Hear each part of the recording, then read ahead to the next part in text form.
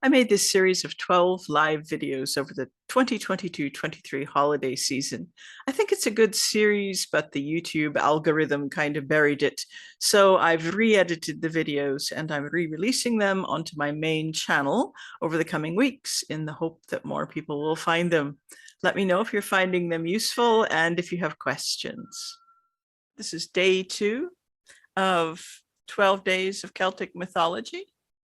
So in this series, I'm telling a story called The Adventures of Art, Son of Conn. And it's a favorite story of mine. And it's quite long. And I'm mostly going to be using it as a springboard for taking us down some scenic backroads of Celtic myth. So you might know some of these backroads, and hopefully you'll learn some new things too as we go. If you'd like to read the whole story of Art, Son of Conn, or hear me telling it from the beginning to end, I've put links in the description to where you can find those things. So yesterday we met two people. We met Conn of the 100 Battles, the High King of Tara, and he has been king for a while. His wife has died and he's grieving. And we met an otherworldly woman called Beikva. And Beikva committed a terrible transgression in the Land of Promise. And she has just been banished forever by Manannán mac Lir himself. And she'll have to live among the mortals of Ireland. So, however, Beikva has decided to make the best of things. She's put on a nice red smock and a nice green cloak. She's a gorgeous willowy blonde. You get the picture. Plus, Beikva has used her powers to look through the mist, and she has set her sights on Conn's son, Art.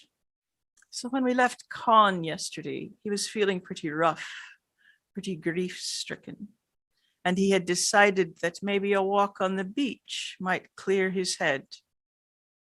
So Conn made his way to Howth, and for hours he paced that beach, telling his troubles to the waves and the wind. And finally he sat down in a little cove to rest, when a movement on the waves caught his attention. A small coracle, something red and green and gold was in it. Certainly no fisherman then.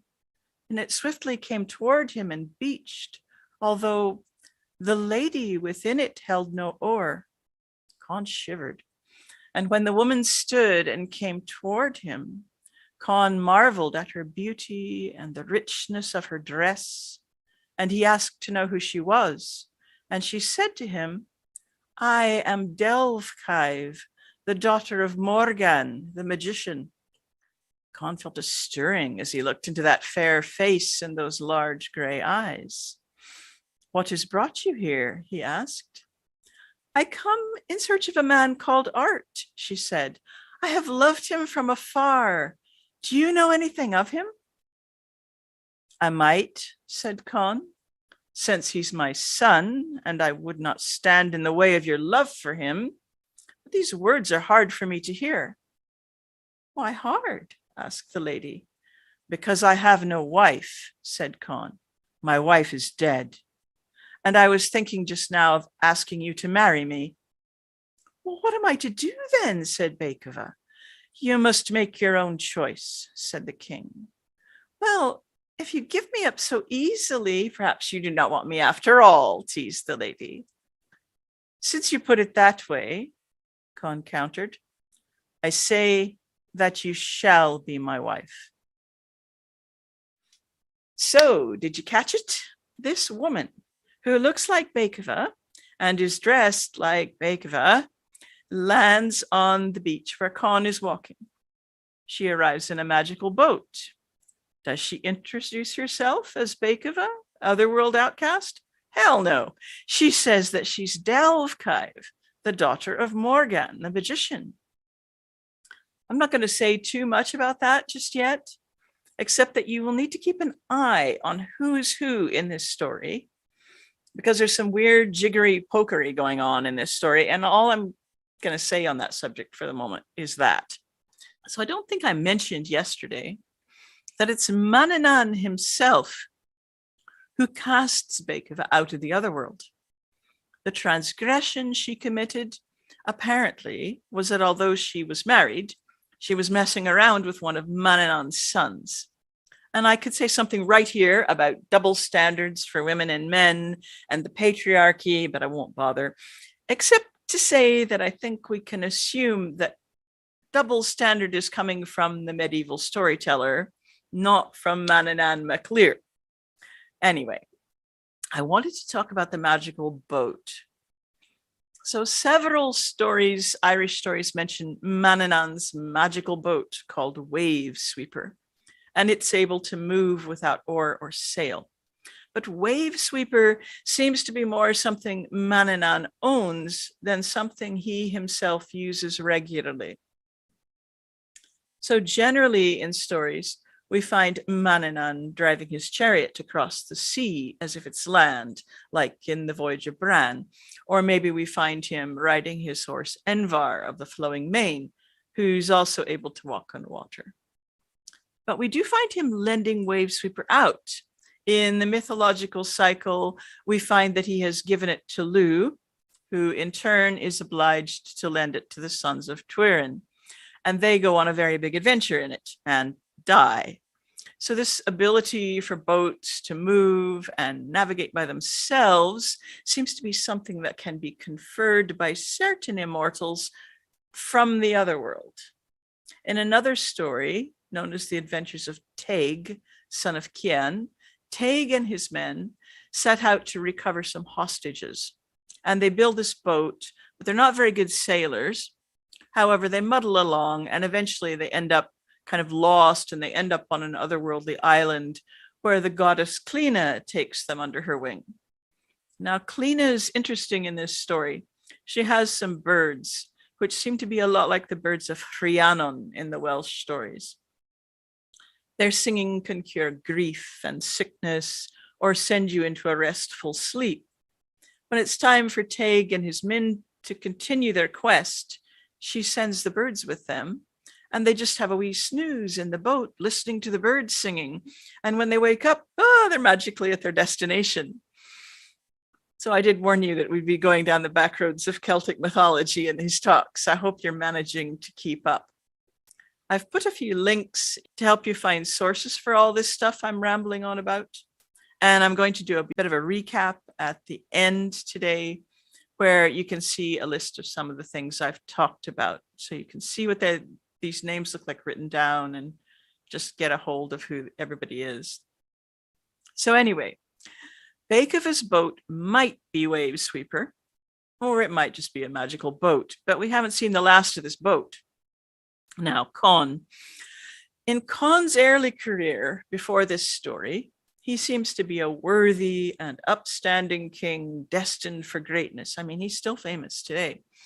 But in this story, you already get the sense that he's losing that. He takes one look at the lovely Beethoven and he wants to possess her, even though she tells him upfront that she fancies his son. I mean, this is a guy with a serious midlife crisis, right? So that's another thing you need to keep an eye on as this story unfolds. Oh, yesterday, Con seemed to want to get his head together. He was going to walk on the beach, try to get hold of himself. Personally, I think going to the beach is an interesting choice because places where land and water meet are known as liminal places.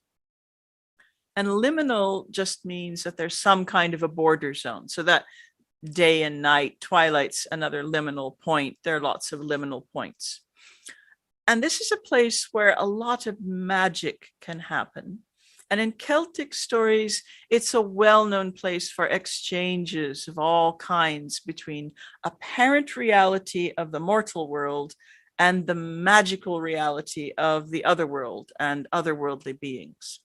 So in a sense, by going to the beach, Con is seeking help from the other world, and he certainly meets an otherworldly being. So if myths are meant to teach us something, I think what they're trying to teach us is to think more deeply about things. There's a turning point here in this story at the beach, and it's probably worth thinking about this in the coming days. What if? So what if Con had done the decent thing and simply taken this woman to his son? What if he had said, "This woman seems very special. Perhaps she is worthy of my son. Perhaps it's time for my son to begin to take over the reins of power and have his own wife and beget some heirs of his own." Now, the answers to this aren't cut and dried. When you think about this, you might have a few, yeah, but what about this? Or what about that? And that's good. Celtic myths, they rarely offer us a black and white ruling on the morality of things. There are some general codes of behavior, but it isn't the 10 Commandments or a list of virtues to live by. It's much better than that. It's the tools you need to interpret any moral code you're presented with. It's a tool for forming your sense of ethics. And I see a few people on pagan discussions and stuff who are looking for a list of virtues to follow, or who want to know what the definitive answer is to some moral question according to the ancient Celts. And to some extent, the medieval law tracts of Ireland or Wales might offer some guidance, but much of those are just a reflection of medieval attitudes and customs. You can't really fit it into modern life very well unless you want to become some kind of weird fundamentalist. So Celtic myth is there for instruction as well as entertainment, but you really have to work at it. You have to look at the stories from different angles, question what might have happened if someone had acted differently, or even whether they had any choice about how they acted sometimes. So there's a lot of nuance, and the listener needs to put a little effort in. It really helps to read or hear Celtic stories over and over so that you kind of live in them. And then you'll find yourself turning matters over in your own mind and having all kinds of aha moments. So let's just have a wee recap now. Some of the things I mentioned today. I think it's helpful to see words written down for some people. Think about what the pronunciation of the written word sounds like when I say it, and to be sure we know who I was talking about or what story I was talking about. I introduced Con of the 100 Battles a bit more fully in the first video. And Con's son is called Art. And we've met Beikva, exiled from the land of promise. And her full name actually means white-skinned womanly form.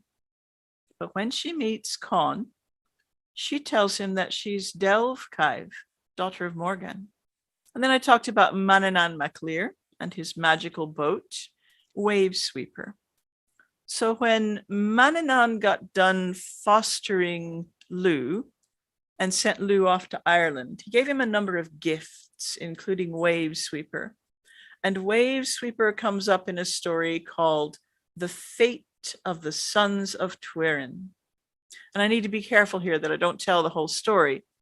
But briefly, these boys murder Lugh's father.